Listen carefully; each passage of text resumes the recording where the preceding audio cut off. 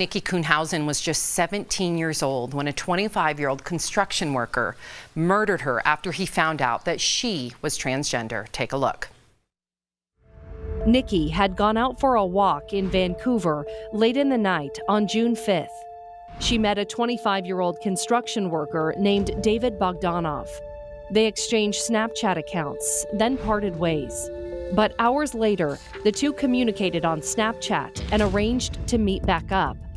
Investigators say during a sexual encounter, David discovered Nikki was transgender. He strangled her to death with a cell phone charging cord, then drove to Larch Mountain in East Clark County and dumped Nikki's body off a Forest Service road. For months, Nikki's friends and loved ones had no idea what had happened to her. Knowing that a trans teenager and a trans female teenager was missing, those stories don't usually end very well.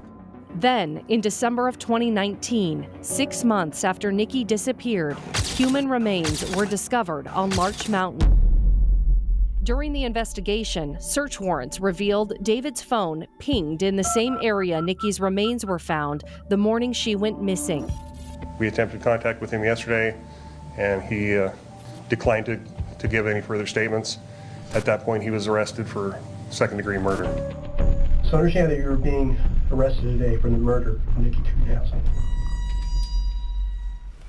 David Bogdanov was sentenced to 20 years in prison for murdering Nikki, whose case is now the subject of a new true crime podcast called Should Be Alive. He's joining us to talk about. We'd like to come and welcome them to Should Be Alive host and reporter Ashley Korslien from KGW, our affiliate in Portland, Oregon, and Linden Walls, a transgender activist and family friend of the Kuhnhausen.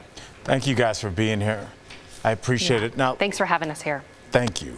Truly, thank you for being here. Linden, when did Nikki know they were trans?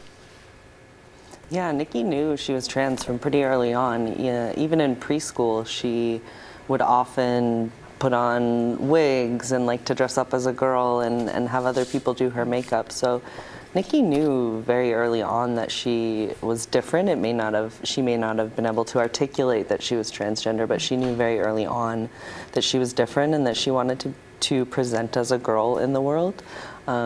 She did that within the family until about middle school, and in middle school decided that it was time that she wanted the world to know Nikki as we knew her starting in middle school. Yeah. Ashley, has Nikki's trans identity changed how people have responded to the case?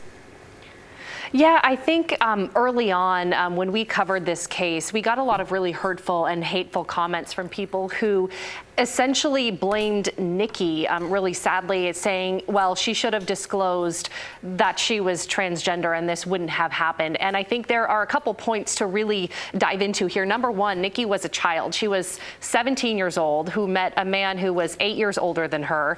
He gave her alcohol. And I don't think we know that Nikki ever would have felt comfortable disclosing the fact that she was transgender to him, or that she should have had to in that encounter that they had. But at the end of the day, nobody deserves to die or be strangled or murdered because of that. And I think that's really at the crux of this.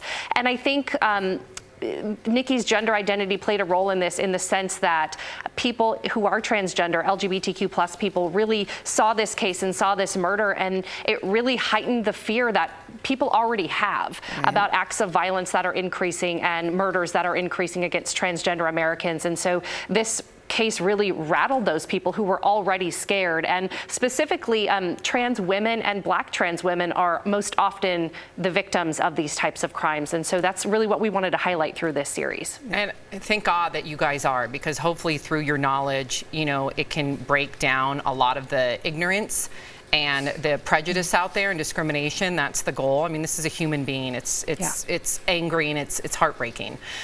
Linden, how did Nikki's family cope with her disappearance? I can't imagine as a parent not knowing what happened to her for 6 months.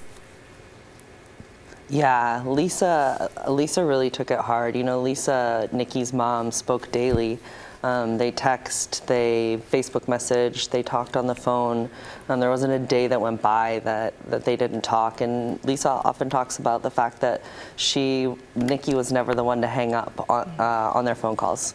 She always made Lisa hang up because she just wanted to stay there and have that extra time with her mom. So Lisa took it really hard. The rest of the family took it really hard because it was 6 months where they didn't know where their family member was. And early on, Lisa had been told that something had happened. And so, there was a suspicion that it may not have come, it didn't have a good outcome. Thank you for being here, both of you, to put a spotlight on this. Mr. Bogdanov claimed self-defense, but prosecutors said, no way, you killed her because she was trans.